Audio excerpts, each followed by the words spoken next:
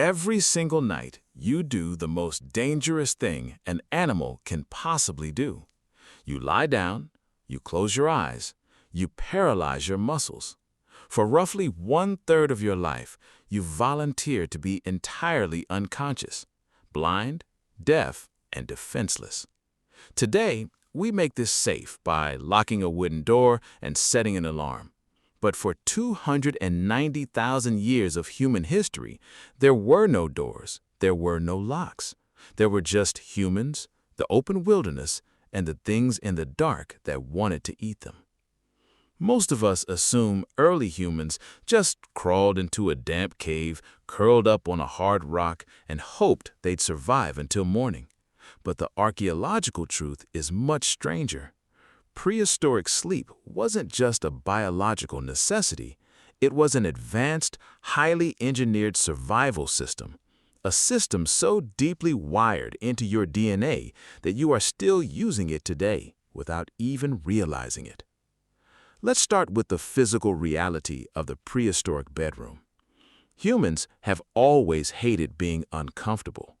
In 2020, archaeologists excavating Border Cave in South Africa found something incredible: the remnants of a 200,000-year-old bed.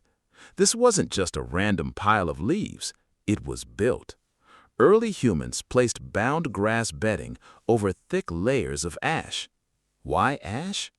Because ash is a natural desiccant. It dries out and blocks crawling insects like ticks and mites from climbing up into the bed.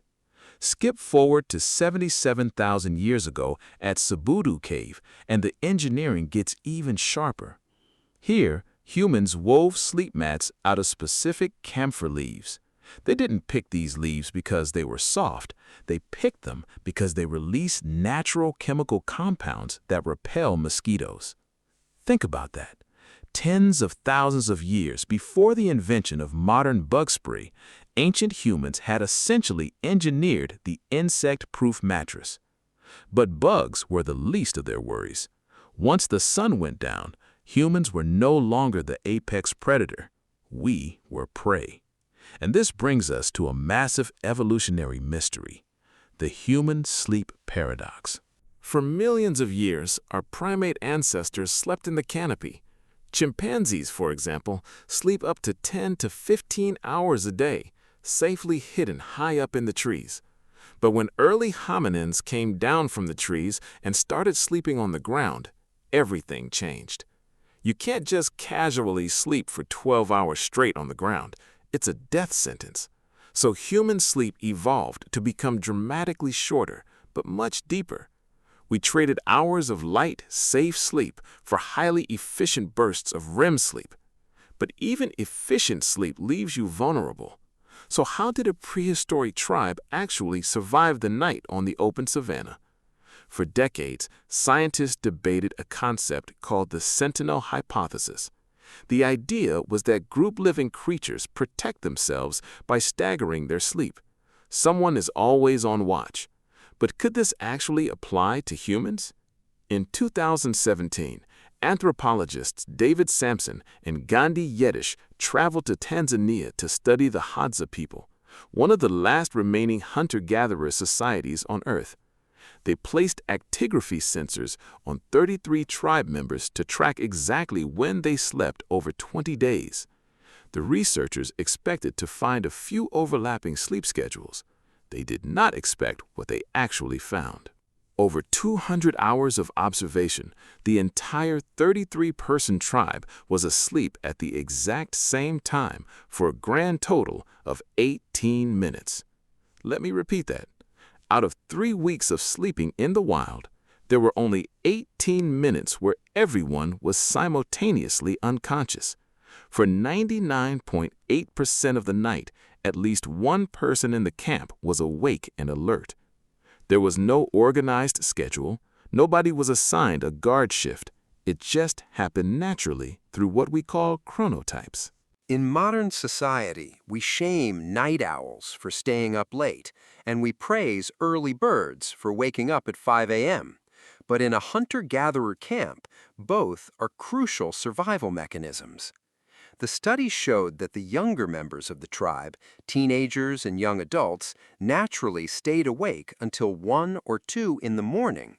Meanwhile, the older members of the tribe, the grandparents, would go to bed early but wake up naturally at 3 or 4 a.m. When you put a mixed age group of humans together, their sleep schedules stagger perfectly. Teenagers staying up late isn't modern rebellion. It is a biological adaptation so they could guard the camp. Grandparents waking up at the crack of dawn isn't just a side effect of aging. It is the morning watch. This brings up an ongoing controversy in the study of sleep. We're constantly told by modern health gurus that we must get 8 solid, uninterrupted hours of sleep per night. If you don't, you're failing. But anthropological data disagrees.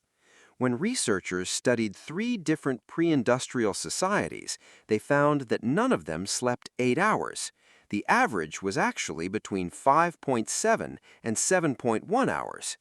The 8-hour continuous block is a relatively modern invention born out of the Industrial Revolution. Before artificial lighting, humans, right up until the 1800s, practiced biphasic or segmented sleep. You would go to sleep shortly after the sun went down.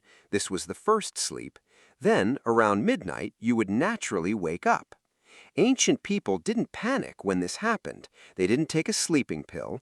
They would stay awake for 1 to 2 hours. They would stoke the fire, talk, check on the kids, or just think. Then they would go back down for a second sleep until morning. So if you regularly wake up at 2 a.m., stare at the ceiling, and feel like your brain is broken, remember that for 99% of human history, this was completely normal. Your body is just doing what it evolved to do. Eventually, humans stopped living in nomadic camps. We invented agriculture. We built permanent settlements. We traded the campfire for a roof and the tribe for a lock on the door. These gains are real. We sleep safer, warmer, and more comfortable than any humans in history. But we also lost something profound. For nearly 300,000 years, sleep was a communal act. You went to sleep knowing that the people around you were awake, watching the fire, keeping you safe. Today, we sleep in total isolation. Is it any wonder that millions of modern humans suffer from nighttime anxiety and insomnia? You lie in the dark in a quiet room and your nervous system feels uneasy. It feels like something is missing, because structurally something is missing. Your biology is waiting for the glow of the campfire. It's listening for the quiet murmurs of the night watch. We may have engineered the perfect bedroom, but we're still hunter-gatherers sleeping alone in the dark. If this changed how you think about your own sleep, hit the like button. Subscribe to the channel to see what other parts of your daily life are hiding in ancient history. I'll see you in the next one.